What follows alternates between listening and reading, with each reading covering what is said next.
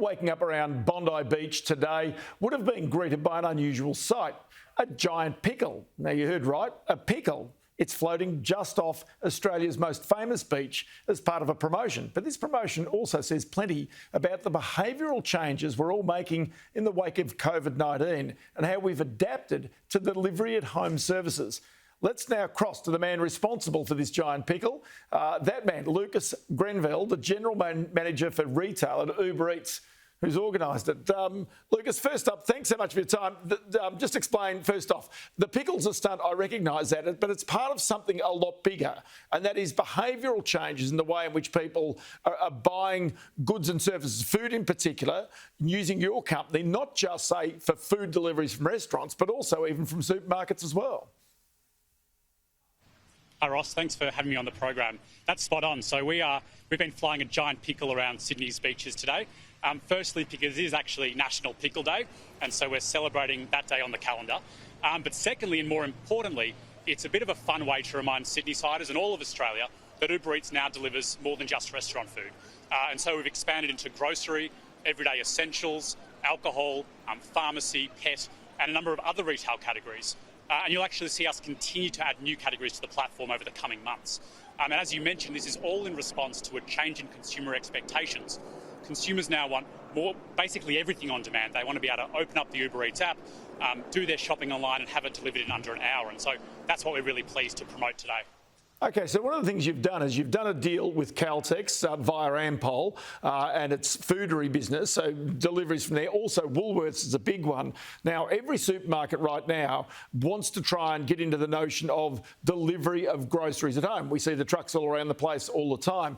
But that deal using Uber Eats as a vehicle, as a thing, is that really a function of them just wanting to get every means of delivery that they possibly can?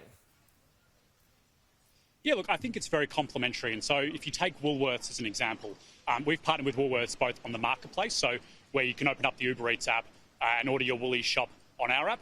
But we've also partnered with Woolworths to help them with their last mile. And so as a consumer, you might order Woolies on their app or on their website, but actually then have that delivery leg fulfilled by Uber.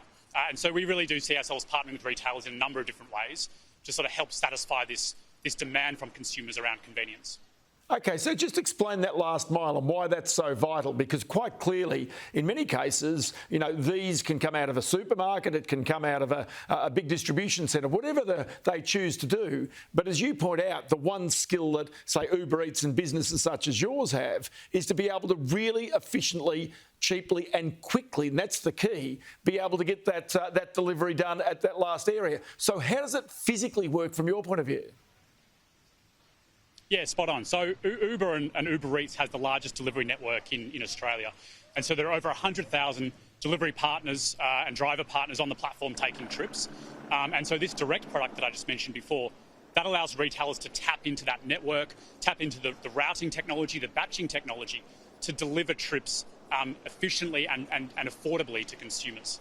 And so we're certainly seeing a lot of enthusiasm from retailers about now being able to do this sort of sub-hour, 30-minute delivery through their own channels. And though we're talking here about Woolworths, the reality is this has implications for a range of different businesses, big and small, and retail businesses, to be able to get direct access to customers and clients by using services such as yours, where previously it might not have existed.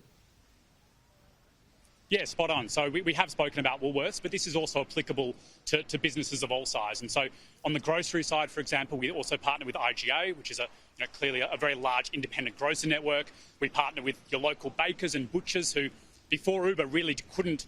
They struggled to have an online presence, let alone the ability to serve customers through an app and have things delivered in 30 minutes. And so this is really unlocking sort of a new wave of retail innovation in Australia.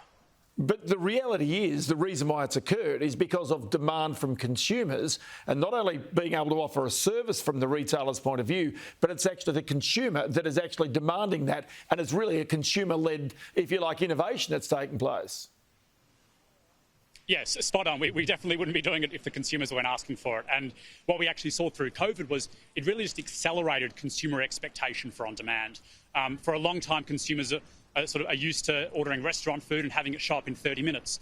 But through COVID, people realised, well, actually, if I can do that for restaurants, why can't I do that for my groceries? Why can't I do that for my pharmacy shop? And increasingly every other retail category as well. And so this is a new world, I guess, for Aussie consumers and the Aussie retail industry. But we're, of course, proud to be able to support that change.